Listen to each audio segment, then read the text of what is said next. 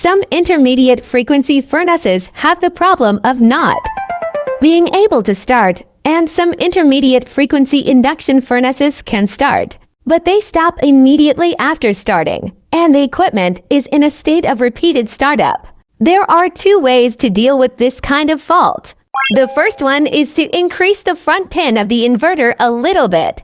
The second is to adjust the frequency sweep range.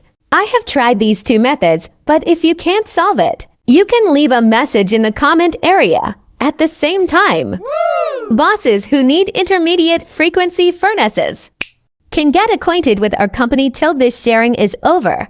Thank you, everyone.